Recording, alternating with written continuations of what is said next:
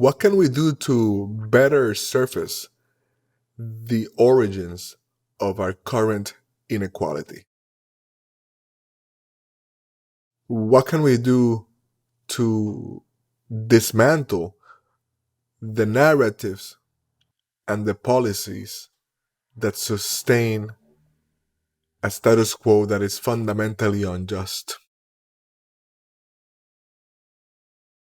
What can we do to bring reparations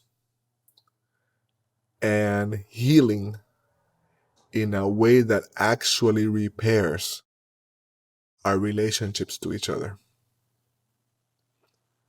These are important questions, and many of us are concerned with them, especially now as it can feel like we are moving backwards, like we are regressing, like these ideologies of separation and supremacy seem to be reasserting themselves. I met Nicole Carty many years back, but I can't say that we got to know each other then. So in many ways, I reconnected with her recently in the context of an effort to bring together culture holders and culture makers and artists to impact public policy.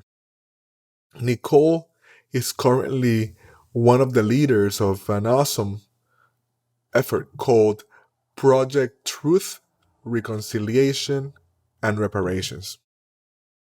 And what impressed me so much about Nicole when I re-met her recently was her commitment to a theory of change that has been arrived at through with significant rigor and with an honest look at what has made mass movements work in the past. And what Nicole and her peers are trying to do is commit themselves to the development of a mass movement that works towards reparations from a popular level, right? So not just this current situation in which a lot of the elite, a lot of the educated, liberal educated class can get intellectually behind some of these ideas without it actually truly changing policy and power.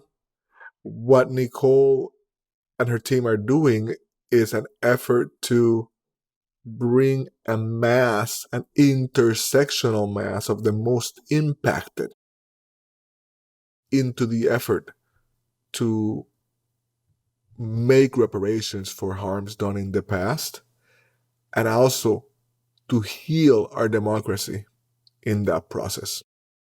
And to do it in a way that is sober and clear, that understands politics and the levers of power.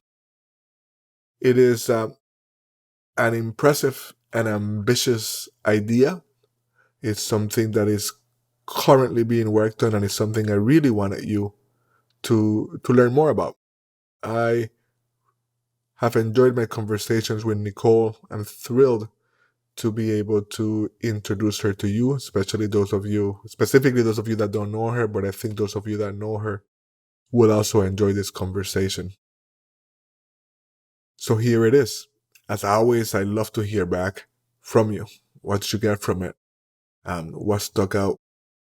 And even more importantly, I like to invite you to find Nicole and find her work and get yourself behind it.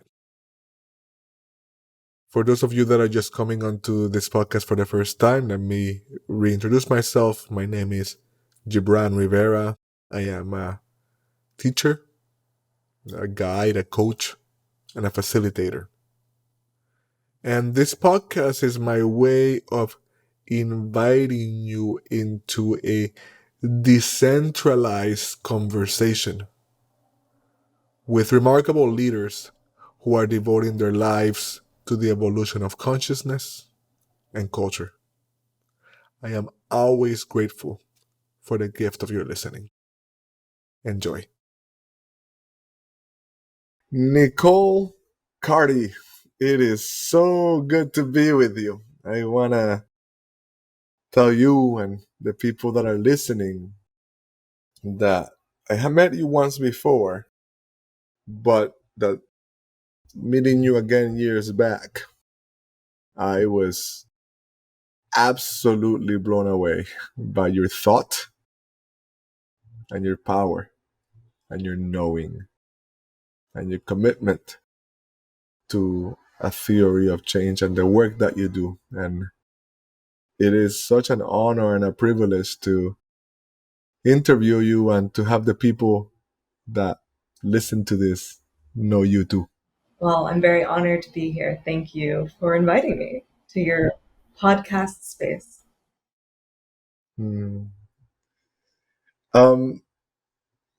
We're definitely going to get into the things that we talked about, the theory of change, your approach to the work, what you do, because it is a miracle. But I usually start the podcast by asking people what might be a difficult question, which is, what is a belief that you have held that no longer holds the same power of you, or that you have hold it no more? And I want to tell you why I asked that question. We are in a time when everybody just seems to be bunkering down on what they know in a way that doesn't make room for new possibilities. And I love to show the audience that the dopest people I know are people who have dared to change their minds and to change beliefs. And so I'm curious what you would share. Yeah, well, I definitely have a lot of possible answers to this question. I have changed my mind a lot over the course of this work. I think the one that I'll share is one that caught me off guard and speaks a little bit to my political evolution. And I'm sure we'll get into my backstory and where I come from and all of that. But I first joined this work during Occupy Wall Street. I first formally joined this work during Occupy Wall Street. I done a bunch of stuff before that. And, at the time of Occupy Wall Street, I was definitely of a mind of, I feel like a purist relationship with everything, And so we were very prefigurative. We were very much like, we need to build the new world in this park, and we can solve New York City's crises and homeless problems, us, young 20 somethings, because we'll prove them all wrong. We can do it all. And don't come at us with, resources or with politics or anything like that, because we're too pure. And I was, an anarchist. I was a, horizontalist. I was like all of the kind of trappings of that, and very solidly, anti-capitalist, still that. And I think that through experience, I just got taught lessons about that the hard way. Lessons about what we didn't have the resources to do. You know, I know why people and where it comes from, and the belief in the power and a truth on a level about our communities having all the resources that we need and being able to solve our problems with everything that we just already have. And I get why that is a popular thing that is said, and I get where it comes from. But let me tell you, in that park, we did not have the things that we needed to deal with the problem based on. And I think that's actually true for a lot of spaces, which is like, we actually have to admit that there's been a plunder, there's been a stripping of resources from our communities, and we need to build power in order to get those resources back. And we have the resources to build that power, but the, wealth, the resources, the sometimes knowledge that is kept from us that is something that has been taken and siphoned. And so I definitely switched from, my position of being very purist and very like pure in my relationship to social change and how I went about it, and a lot more pragmatic about how we build, or sorry, I don't mean to say that that's unpragmatic, but I began to grapple with power and the need to get it, to actually get those things that we deserve and need and should have and have been plundered from us. So that led me through, a lot of transformation, including transformation to, you know, kind of get over myself when it came to realizing that actually this government has power and we can decide to let it just plunder our resources and not help us, or we could use it as a vehicle to actually redistribute and get the things that we need. And that actually opting out of it doesn't do us any favors. So it's a little bit of my political journey, and I was really ingrained in that first belief, but pain and trauma and experience of trying to organize only from that place really pushed me into a different position. So beautiful and so powerful and so courageous, because I think you know and I know that speaking these things aloud in a world and a movement that is still consumed by purity is a risk, you know. But to live in truth is much more important than the risk. One of the ways in which I understand it, the purity part, I grew up in a fundamentalist community, church community. And so I know fundamentalism with my scent, Hmm. with my eyes, with my being. And I've referred to it as movement Hmm. fundamentalism. And what fundamentalism does is it offers you the easy Hmm. answer. It's like every time this is this, it takes your discernment away, the discomfort of not knowing, the discomfort of finding something else out. It And let me eliminates tell it. you what else it does. It does all of those things, but um, it is a trap in a couple of different ways. One, it's a trap because it often provides a um, if it, it provides an excuse to not take responsibility. There's always something more perfect, always something missing, always something that could be better. And if you're waiting for that perfect moment, you will never have what you need to take responsibility for altering the world as you see it. Um, it also takes us off the hook for making tough choices and deciding around what we actually want to do, what we actually want, what we're trying to fight for, what's important and what's not important. And I'm not saying throw the baby out with the bathwater. There's a lot of Right. really important values that I hold and ways that I try Yes. to move my organizing, but um, yeah, but those are choices I'll stand in and I'll defend those Yeah. choices. And I Yeah. think leadership is a lot about having, making the courageous choices to say this, not that. And if you have a problem with it, you can talk to me about it, but I'm not going to move on that, and to be grounded in that. Um, and I think when we only adhere to purity, that That's gets right. away from that. That's right. That's exactly right. That's great. I am so in agreement with you. Um, so why don't you tell us a little bit further? I will get into your theory of change because that's the first thing that really caught me.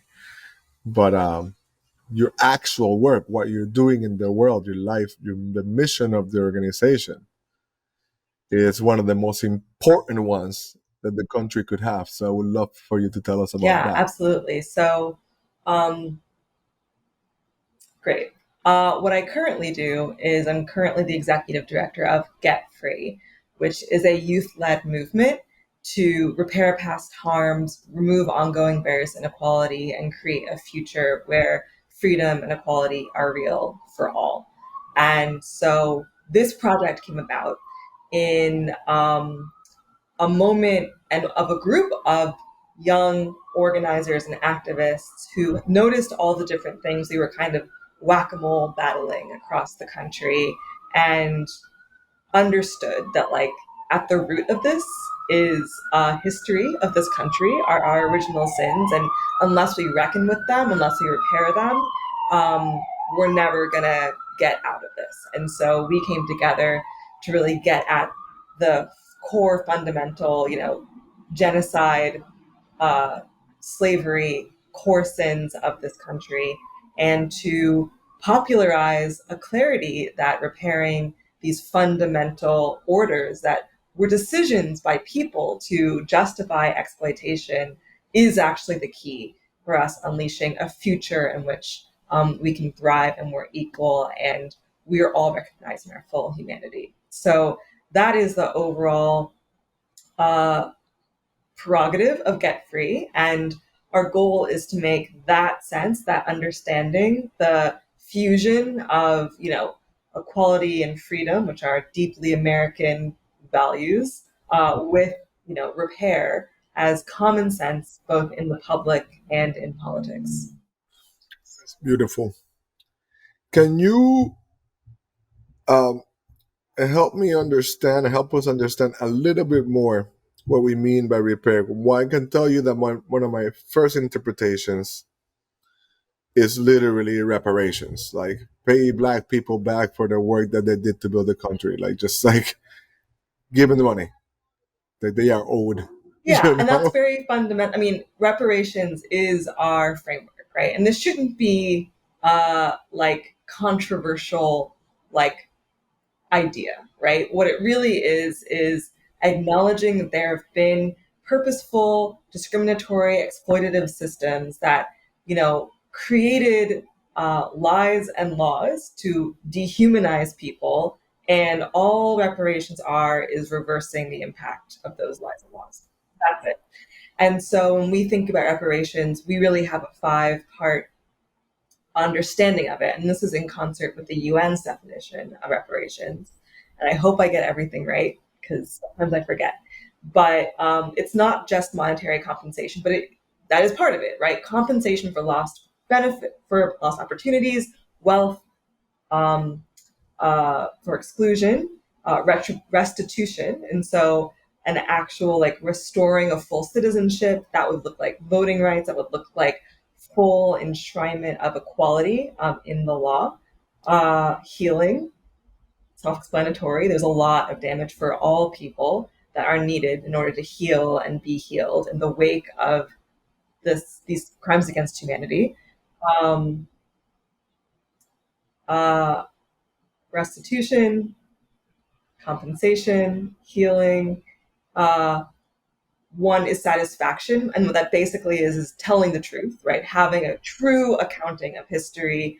They don't gloss over the Holocaust in Germany, and yet we're here in America pretending slavery was good for Black people, right? Like that means we haven't actually gone through satisfaction.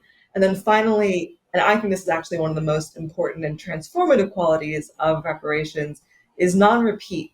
And what that means is actually creating the policies that enshrine this will never happen again. What does that mean? That's democracy. That's actually putting in protections against this dehumanization, against this exploitation. And racial capitalism is at the heart of so many of the problems that we have in this country.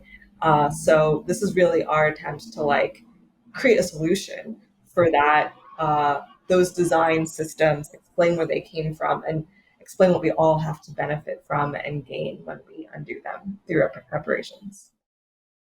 Ashe, Ashe, may it be so. May it be so. May the people listening know to support this, to find their way to you and support it. And I think one thing I'll just say is one thing that's been really helpful in our framing, because we did a bunch of research around like what are the blocks around reparations, what keeps people from understanding them, and one thing that we found is that people think reparations are all about the long ago past, then, not now, certainly, maybe in the 60s, but certainly not now. And what we really understand reparations are is an investment in the future, right? We actually can't Mm-hmm. create an equal society without reparations. And this stuff is not super old. This stuff is like with us today still.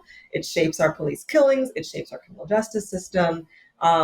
My father grew up during Jim Crow. That's my father.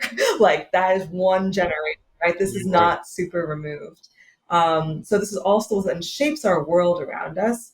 But the reason to repair is really not just about the past, but is about the future that we can make. And it's really on us, if to not actually make reparations means, what are we doing? We're damning generations of Black people, poor people, to be trapped in poverty. And that's on us, actually. And so that is kind of the crisis we're trying to bring to the fore around understanding that we didn't create these rules. Really, no one alive did, but we're actually choosing to either perpetuate them or disrupt them. And that's on us. And so, what are we going to do? It's wonderful. That is so potent. I want to share that I live. I have a beautiful, beautiful home in the hood. I live in the hood, and I 90% of the time love living in the hood. There's some ratchet stuff that I could do without, but generally speaking, it's just dope. But I say it because the street, my street ends on Washington Street in Dorchester, and so we are west of Washington. And then once you cross east of Washington, the neighborhood is I'm sure. gorgeous. It has trees. It has gorgeous Victorian houses. It's literally Washington Street was the red Yeah. line that the banks Hmm. drew after Yeah. segregation to keep us Yeah. segregated. Right. And it's just so Yeah. obvious. Like I go for my daily walks, I cross the street because I want to walk around the trees. Um, so yeah, it's like it's real. Yes. It's Right. now. And it's like, and you look at what's happening across the country, all this intentional effort to try to erase American history, suppress this knowledge.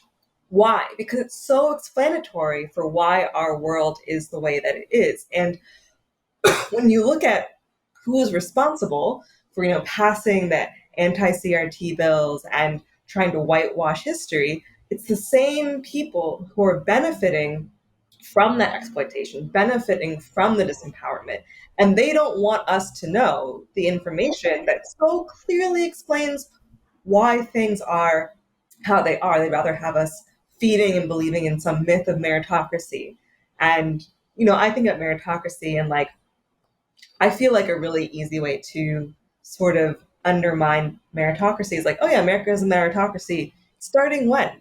When did American meritocracy start? Certainly not in slavery, certainly not in redlining. Like, when was the moment when you can just aspire and that would be the full, ability? You where you were was only a result of how much you tried. Like, name the moment in history when that began.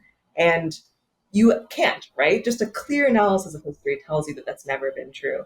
And so, these are the fundamental narratives we have to disrupt in order to um, create a story that actually points to the thing that needs to happen, which is repair. Ashe, Ashe. That is the truth. That is the truth. Um, there's something else. So when I do a lot of healing work, right, and a lot of it includes helping the person give up the idea that they have of Hmm. themselves in order to become themselves. And that's really Yeah. hard. And so these folk their entire identity revolves around this lie. They obviously want the power and the benefit, but it's deeper. It's like how they derive meaning, how they come to understand themselves as being part of the most powerful country in the world. That's like it's a it's an identity. It's core to their meaning making. I always say, we often have repeated in movement spaces. I think a lot of the left, maybe the Democratic left, the Democrats or something, is like Maslow's hierarchy of needs. So if you make sure people are fed, you Mhm. know, and so we wrote. There was a famous book a while back called "What's the Matter with Kansas?" Like, why will Mhm. they vote against their economic self-interest? And that hierarchy of needs is not as linear. People need meaning, right? And so part of what we need to do is like offer an alternative meaning, an alternative way, because they will not give up Yeah. meaning, right? Story, right? Like an alternative place where they can belong. I don't Yeah, remember who said this or where I heard this, but Maslow's hierarchy of needs. If that was actually true, that you had to like fulfill your most basic needs and then you climb up and then you like eventually get to belonging, and there wouldn't be starving artists. Like right. actually the top needs take priority and then the other ones, they can shift.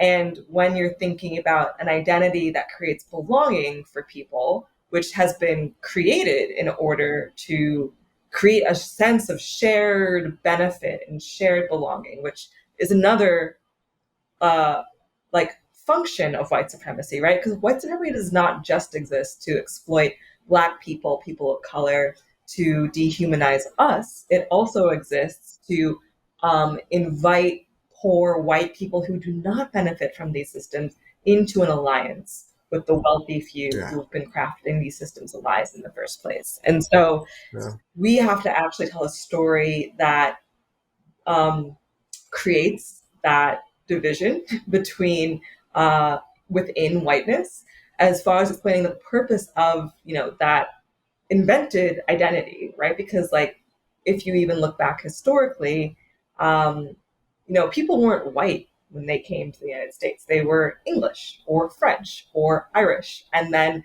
they created a mass moving modifier of whiteness in order to like bolster their numbers and to justify exploitation. And so there's a yeah, lot of uh, like there's a lot of clarity in just learning the actual history of what happened and why, that explains what is so entrenched about this, and also the ways we can sort of disentangle and explain the origins for these ideas and how they're actually functioning to hurt most white people in this country. yeah. That's right. It's reminding me of a 4-part series on Netflix that I just finished watching that blew me away. It's called Chimp Hmm. Empire, and it goes deep into the chimps. And like they're extremely territorial. They cannot be friends with the chimps around them, and status is everything. Yeah. And we come from that, and so we are obsessed with status, consciously or not. And so part of what this does is I can be at the bottom of the white pile, Right.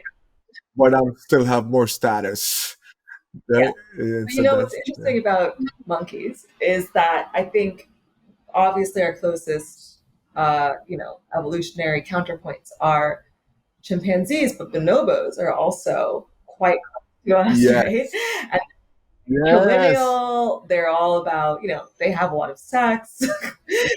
And like Hmm. they just are their society is oriented differently. It's oriented around children, it's oriented around, like the cohesion of the community.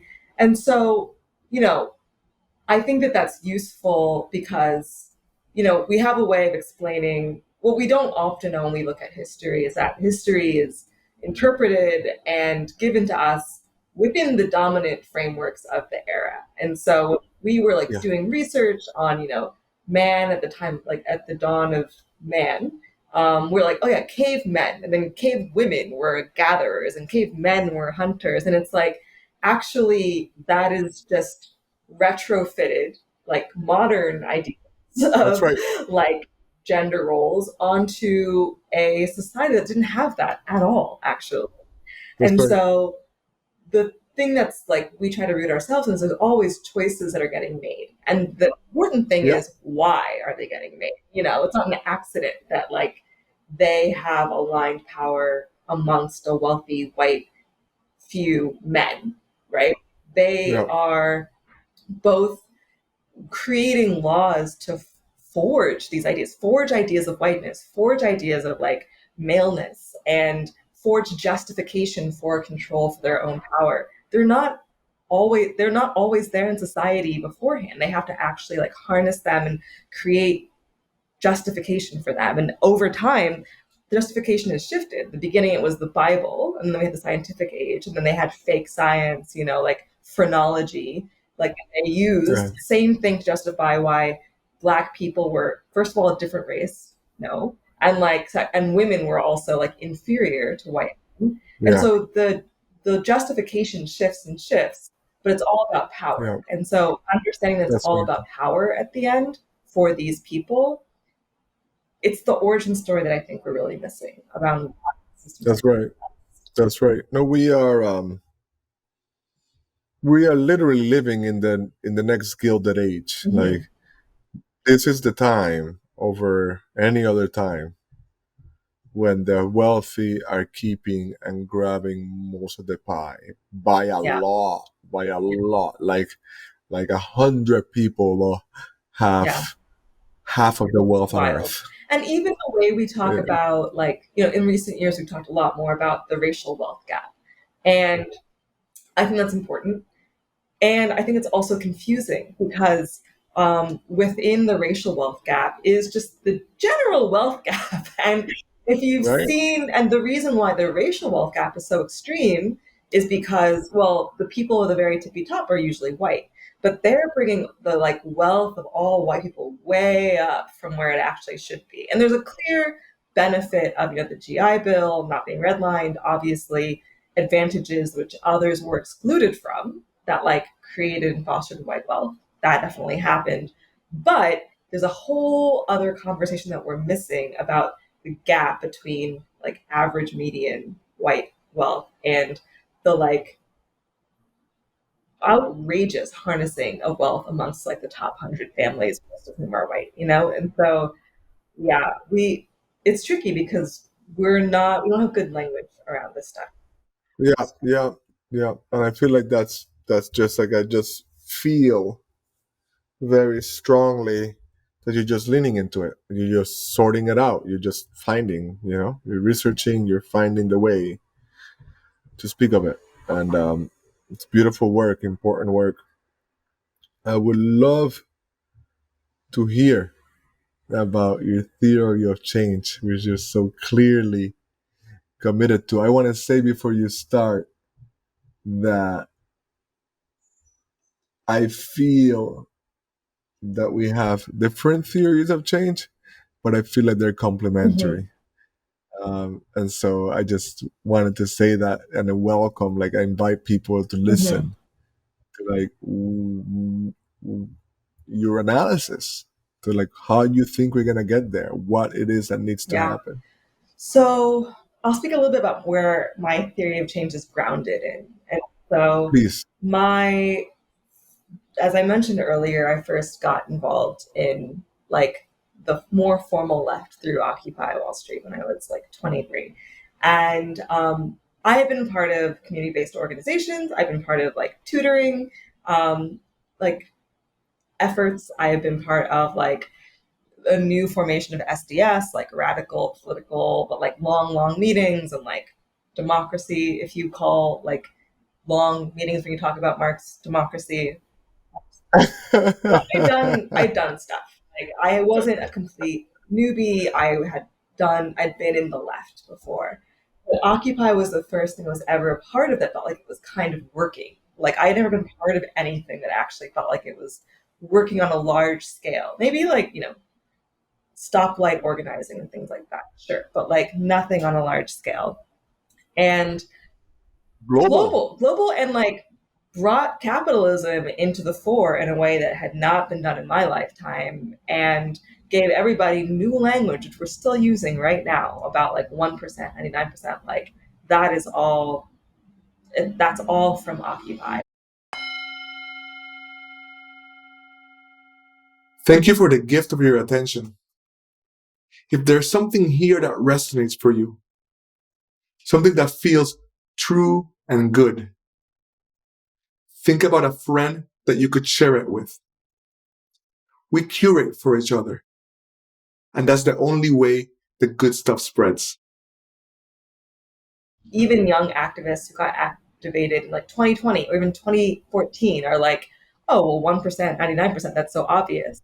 I'm like, no, it wasn't. It wasn't in 2010. Like, we made that obvious. And so I Ashe. went there and I was like, wow, something. I mean, Akia was amazing, transformational, and also like one of the most toxic organizing environments I've ever been in my entire life by an easy margin. Just manipulation. I'm not going to get into all that. But I was like, something here is working. What is working here? And so I became really dedicated to figuring out like, what of the infrastructure of what happened here is functioning, what's working, what's making us able to transform the weather. And I went off in search of answers about like what worked during Occupy. And that journey led me to study with James Lawson, who was one of the architects of the Nashville sit-in campaign, which desegregated Nashville in the 60s, and led me into synthesizing and working with folks who built momentum training around just kind of like, what are the common elements here that actually make social movements work? And so we began to like synthesize what are the shared fundamentals here actually, and we got harnessed into a social view of power, people power, right? Like actually, if you want to change the weather, if you want to change how society thinks about a problem, so that we can actually get the things we need rather than trying to fight for the things that we can get, um, like you have to engage masses of people. You have to think about scale. You have to think about mass engagement. You have to build structures that actually help you absorb people in really large numbers. And that was part of what happened in Occupy. Was we like had a front door, people could come in, get oriented, be part of joining this conversation. That's what happened as well.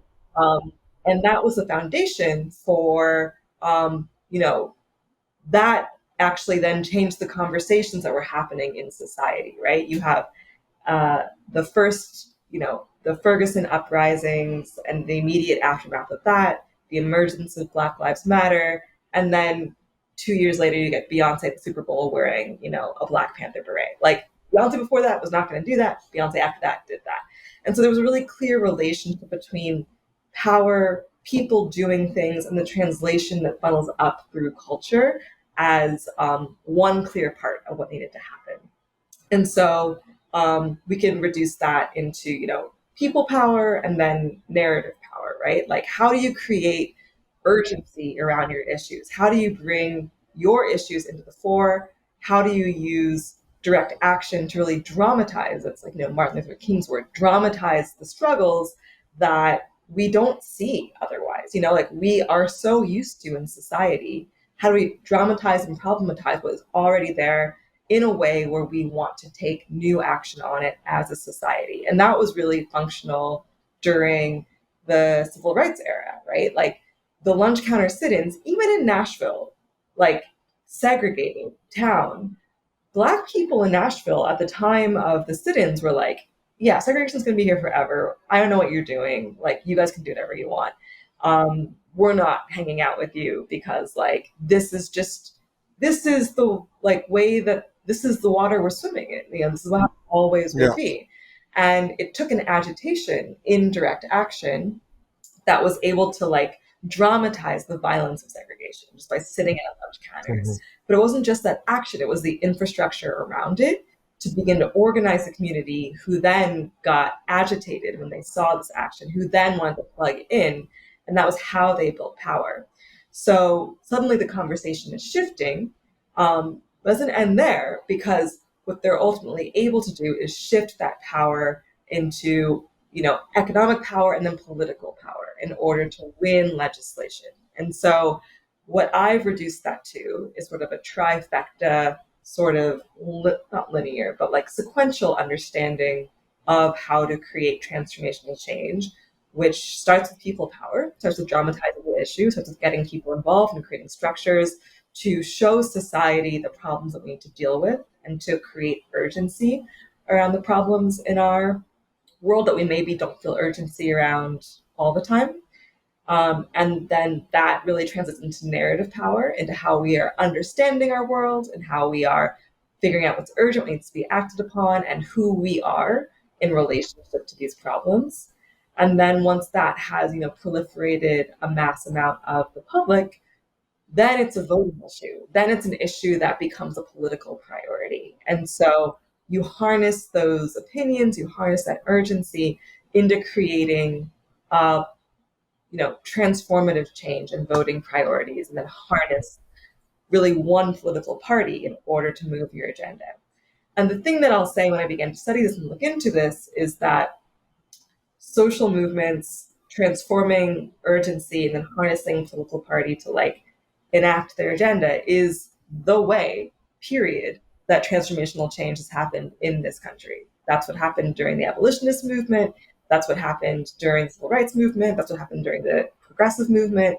That's happened during the new right movement. That is Mhm. actually the recipe in my mind, that I've been inside. That is, well, historically, that's the recipe, right? And like that, replicating that, thinking about that scale, thinking about those numbers, and then using that to impact how people understand society, and then harnessing that through a party. And it's one party, it's not two parties, it's not a third party, it's one of the two parties.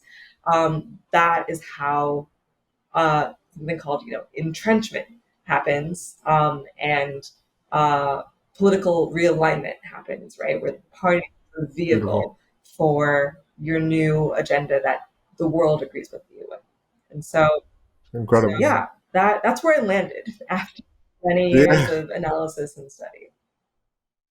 yeah. It's so good for you to say it. It's good, so good for say it to say it boldly. You are saying things that are, I know for a fact, not welcomed in many spaces that call themselves left, and it's just so real good for you to like dare to say it and dare to work on it. And my question, next question is, how's it going? How's it going?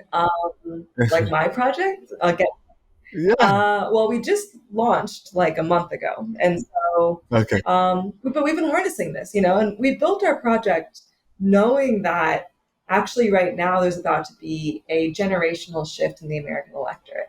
So boomers' share of the population is declining. The Great Generation is Yeah. swiftly dying off, and millennials and Gen Z are actually already the most numerous generation in America. We're the most diverse and we're the most numerous, right? And so in these next few elections, our priorities should, if we flex our power, be the priorities that politicians want to tap into in order to win. We aren't harnessing our power that way. We're not being looked at in that way quite yet, but we have the power to make them start to look at us. So that's part of the strategy that we built our overall kind of campaign into. That's not answering your question. What I'll say is, so we kind of came fully online on June 1st. We trained up a handful of leaders, and just last week we mobilized our first set of leaders from all over the country to DC to really take bold action and sort of create a real choice point around what is going on in this country and the future of this country in response to the Supreme Court decisions, but also all of the legislature that's going on across the country to take us back, take away hard won gains, take away freedoms, and really re entrench the same white supremacy that we've been Mhm. talking about this whole time, right? Like, this is a last ditch effort to like calcify that for another generation. Why? Because they see our generation in the wings and they see that we're coming. So they want to lock us out of power. in this moment while they still Yeah. kind of have it. So we mobilized people there. We had a really powerful action, and really like put it to our electeds that the future is outside. We are standing for equality, making equality and freedom real, and doing the repair to make that true. Um, and then there's also this faction that's been with us historically, who's been trying to entrench white supremacy and patriarchy to benefit themselves. Which side are you on? Are you with the future or are you with the faction? And so we took that question to our electeds. We got a couple of folks signing on. And our next stage is to take that message across the country during August recess. And so we're holding our pledge and we're using the backdrop of SCOTUS and the Supreme Court, but also like all of these bills we're seeing passed around the country as a backdrop to put people on the line for pledging to stand with our generation or to reveal themselves as part of this faction, which people are. And so that's our next step. And we've grown, there were some of us who built this project, and then we recruited like a small group of 5 in order to help launch this mobilization, which we had like 30 people. Now we're about to have like 15 or so actions across the country. And then we're going to double down, Wow. and those will all have people, and then we'll do trainings in order to grow our base, because this is all about growing our base, this space. So, it seems small, but No, it's really yeah, like I meeting the understand. moment, and to go from like 3 to 5 to 100, hopefully pretty soon, is Yeah, like pretty good. And yeah, hope we can keep it going, and we will keep it going. But that's what we're for. So, yeah, so I yeah. think it's going well, and we're really confident around. I'm going to say something obnoxious, and this I'm just going to preface it with this, but I feel like I have a pretty good sense around knowing which way the wind is blowing and where the weather is going to be going, and I'm very confident that like this, the kind of framework of the election, partly because of our effort, but also because it's just what's unwinding around a crossroads in the country. This will be the frame of the election in 2024, right? Like this is where we're going. It's really clear that MAGA Republicans are on one, and they're like trying to re-entrench and protect white supremacy and their own power.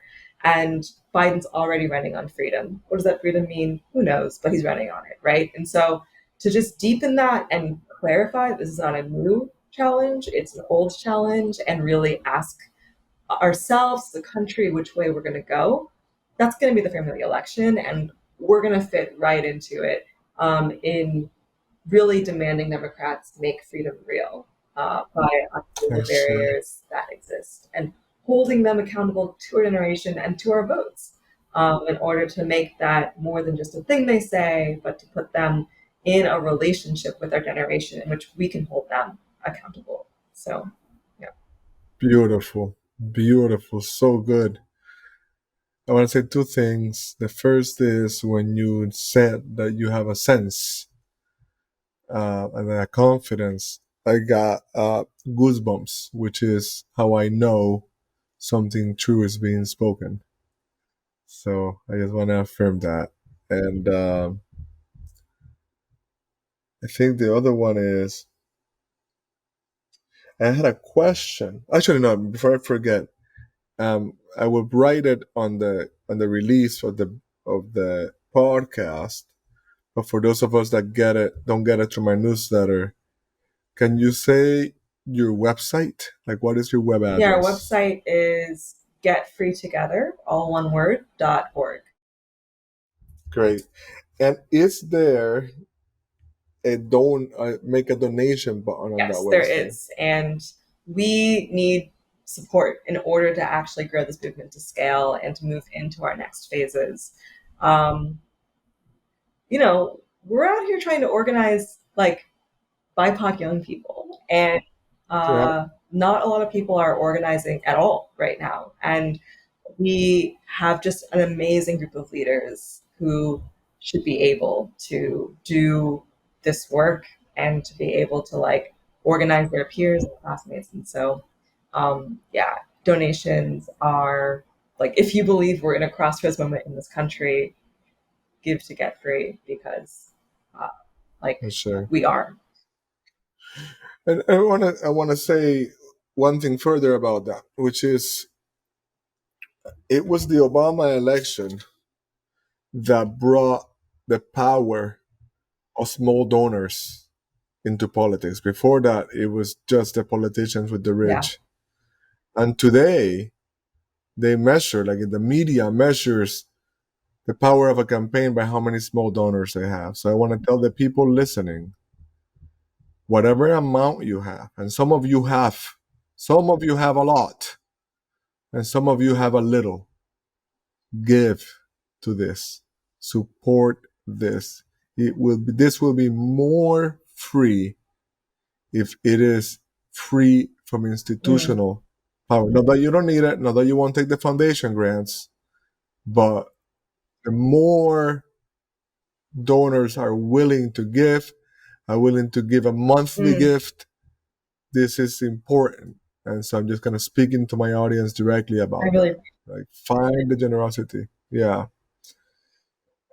I want to ask you another question about your thought, and then I want to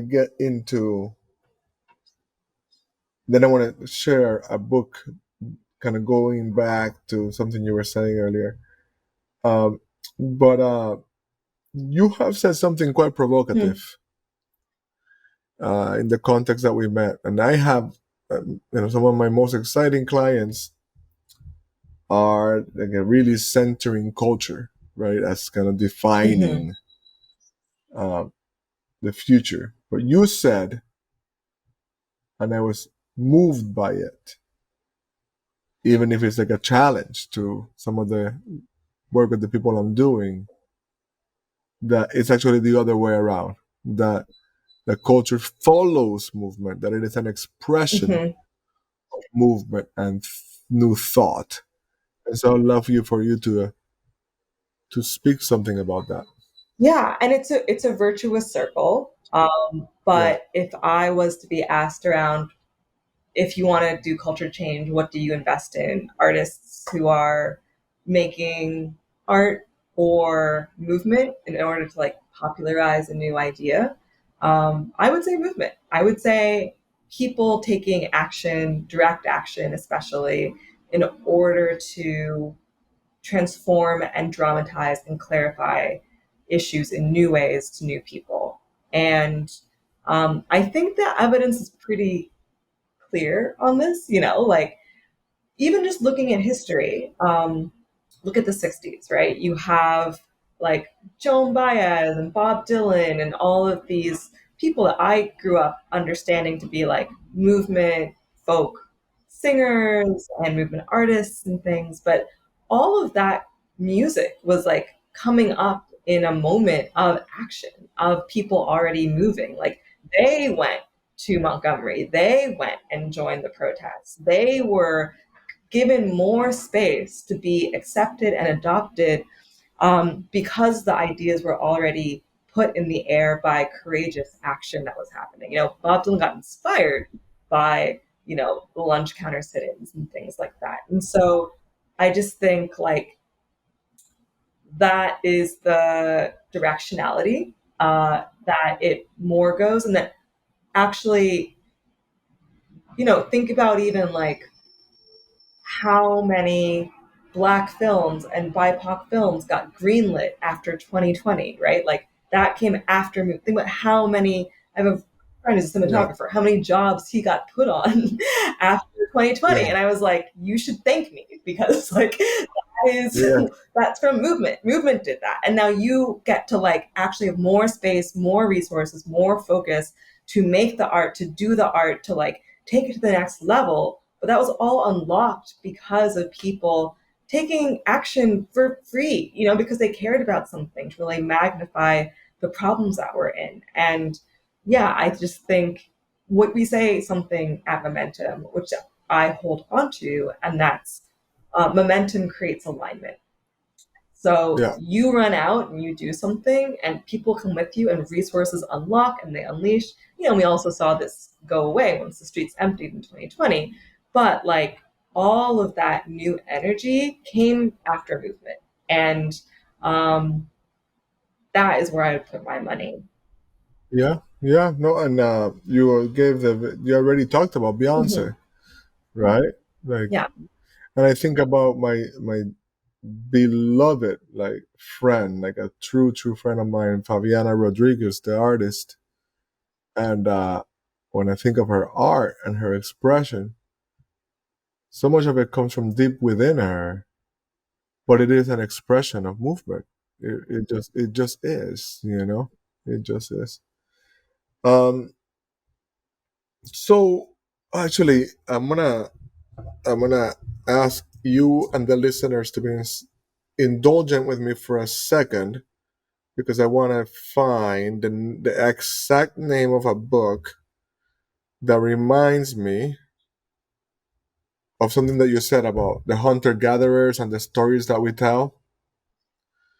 And it's called The Dawn of Everything Mm. by the late David Graeber. Hmm. Hmm. You might have known from Occupy, and David Wengrow. And it is a beautiful big tome, challenging, challenging the mythology that we have around like the pure human in their natural state, in their idyllic society. Like, it's just a wonderful tome to support what you're Hmm. saying. I've heard I that just book want, really recommended to me. And yeah, I feel like his yeah, basic argument is like, actually, there was like all these different ideas floating around all the time. Like, never right, just one. It was always like a bajillion different ways of doing things. And yeah, yeah. yeah. It just changes this story of progression from hunter gatherer to agriculture to industrialism. Mhm. It's a different thing And not linear at all. Yeah. at all, at all, at all. Um, yeah, I just wanted to bring that in. I also wanted to say back to that conversation. I often say, you know, you're Darwin, you're studying evolution, you're living in a world of dominance, and so what you see is dominance win, right? Like that's kind of the way you're looking at it, and it's not untrue that there's some truth to that. But the other thing that we know about evolution is that we grow in empathy and Hmm. collaboration. And that's what makes all species stronger. So and that actually evolving too. That we can grow towards that.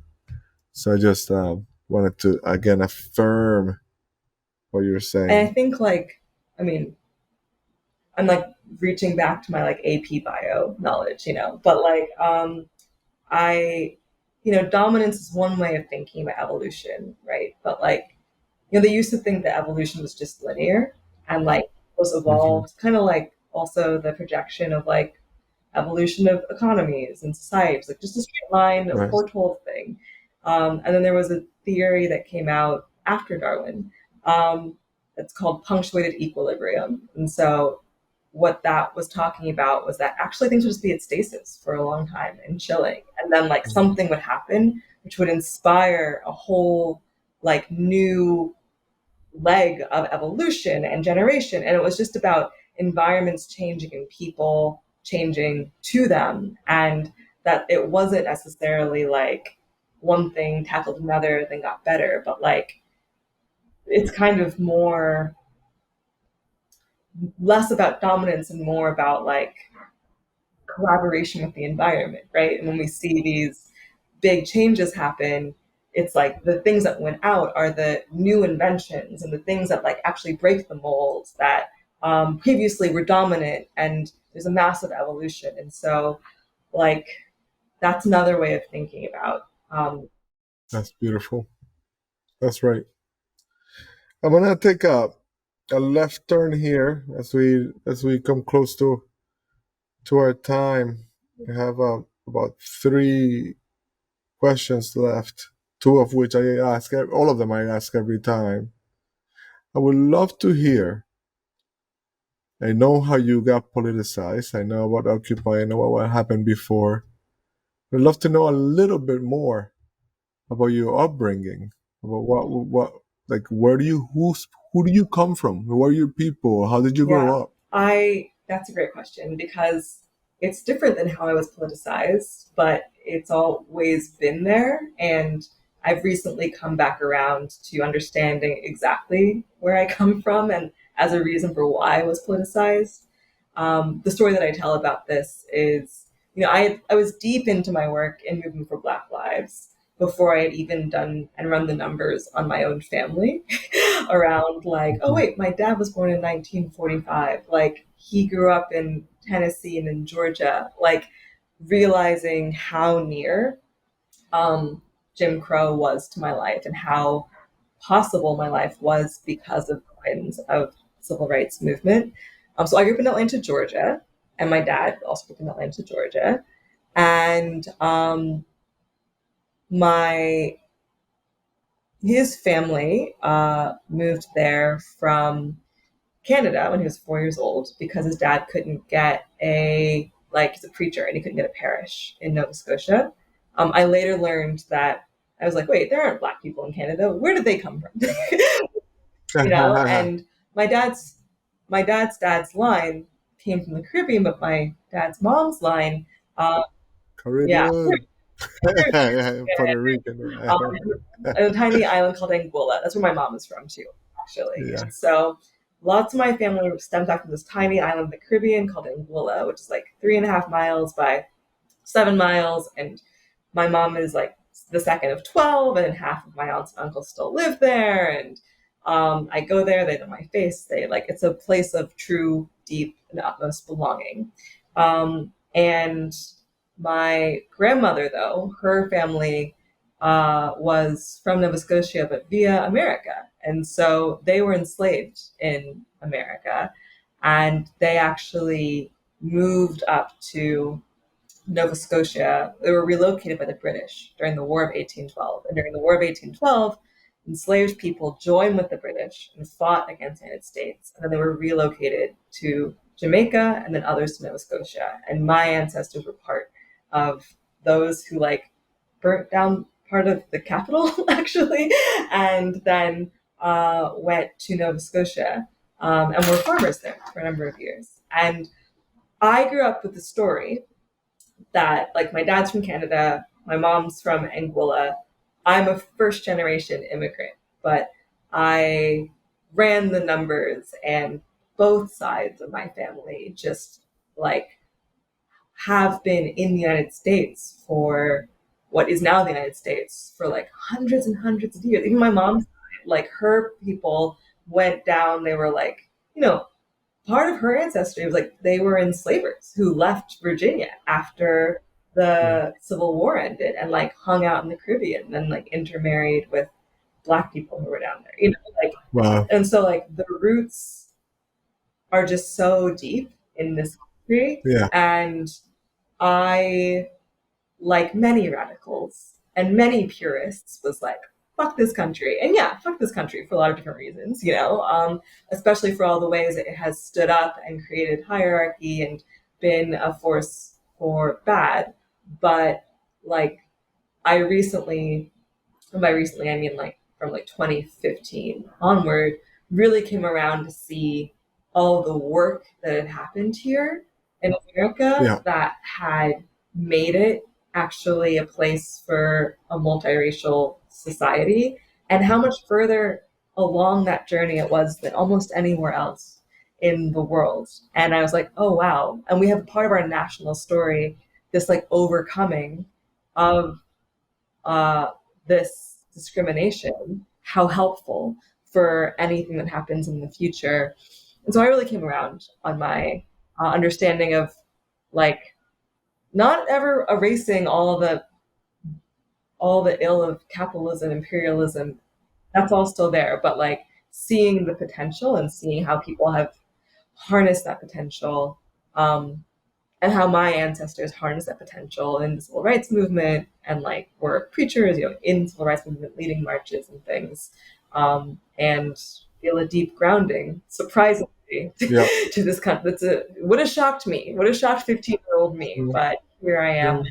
for some reason fighting for the future of this country. Yeah, I got another bit of goosebumps here. I come from we call it the last colony on Earth, you know. Uh-huh.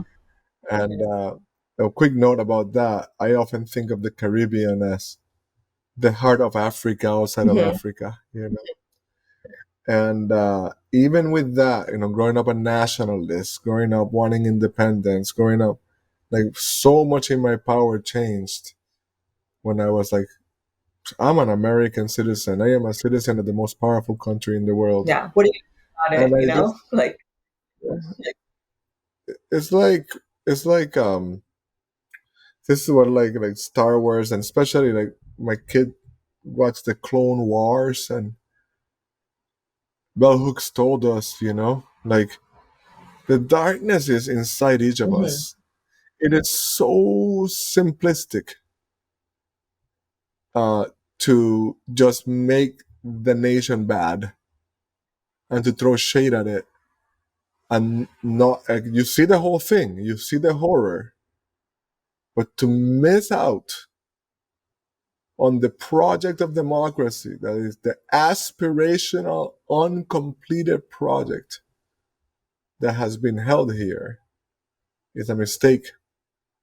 It's wrong. It will not Yeah. help you. It won't help anyone in the Right. world, Yeah. actually. Like Yeah. there's a reason why people look to the civil rights movement and, that deepening of democracy across the world, like that is a movement of inspiration from every corner for every oppressed people across the world, and that happened here. And so like, don't throw the baby out with the bathwater, right? Like even in like the reconstruction times, I can go on in history forever, but like the idea that this country in a moment of clairvoyance was like, actually anyone who's born here gets full citizenship, unparalleled at the time that happened, right? Like, and still, like, what are they trying to destroy today? Birthright citizenship, because they don't like that. Yeah. But that was like that that policy is like such a beautiful aspirational reality of this country that For sure. wasn't even replicated anywhere else in the Western world until like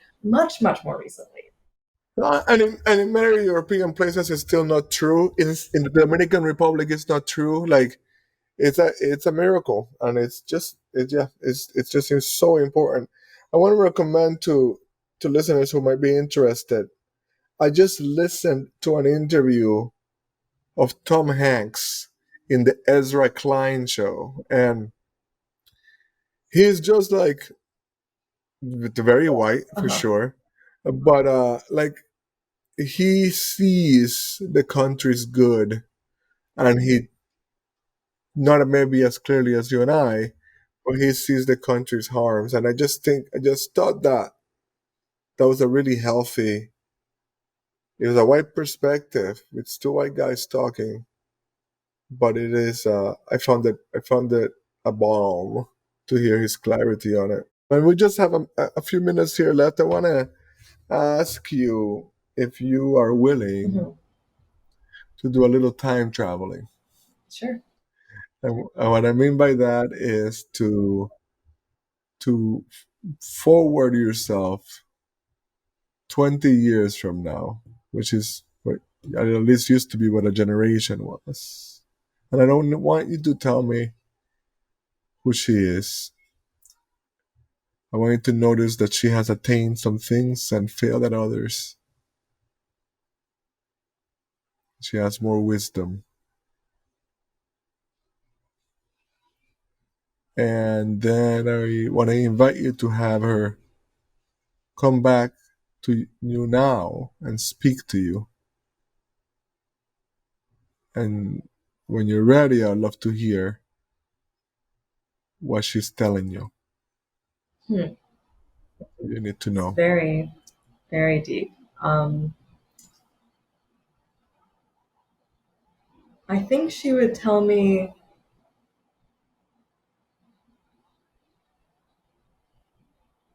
that it's okay to be scared, Hmm. and that you're right to not let that prevent you from trying. I see. Oof. Goosebumps again. Good medicine. Good to learn from your elder self. The last question I ask, and it's a commitment that I have. I I run something called the Better Man Mm. Project, and post obviously patriarchy has been here forever, but post Me Too, like it's just been Mm-hmm. exposed, uh, unhidden, and I have a great concern with the state of man. Mm-hmm. Doing my best to be a better man myself. And so when I'm before a powerful, brilliant woman, I like to ask, what should men do from your perspective? Um, huh. I think men should join the fight. Men should um, understand how dangerous it is to do this work as a woman, and do and hold a role in supporting people in their lives who are not men, to take leadership, share leadership, and hopefully we can get free together. Hmm, perfect. Thank you. It's a gift. No. Um, well, we're about to close. Is there anything in your heart, mind, any information you want to give, anything you want to hear, make sure people hear? I think I've talked at length. Thank you for this Okay. space. It's been nice to go deep and go broad and go forward and just kind of roll around and ruminate in all of the Yeah. things. I hope this is useful to people. Um, Yeah. and I stand in my discernment around what I feel. Ashe. Ashe. Ashe. I want you to know that it has been an absolute delight to be in your presence and company. And I already obviously I'll go to my whole audience, but I already wrote a number of specific names that I will forward it to Mm. directly because I know they will receive it Oh, well. amazing. Uh, yeah, yeah. So thank you so much. Thank you so much for having me. I Thank really enjoyed it. you. Signal versus noise. There's so much competing for our attention. And I am so glad that you stayed with us through the end of the podcast. It should mean that you're finding something meaningful here. Hopefully, something worth sharing.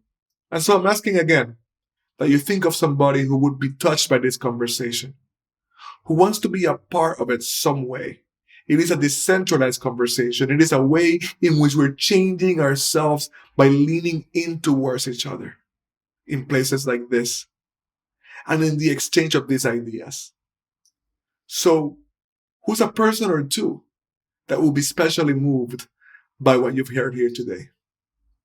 Send them a text, an email. Let them know we're here. We're not trying to reach everybody, but we want to reach the right people. We want to keep having this decentralized conversation. We want to keep working on getting right to the edge of the evolution of consciousness and culture to see what we find here together. Thank you again for being a part of this. Liking the podcast helps. Subscribing is definitely a good thing. Feedback is always welcomed. Stay in touch.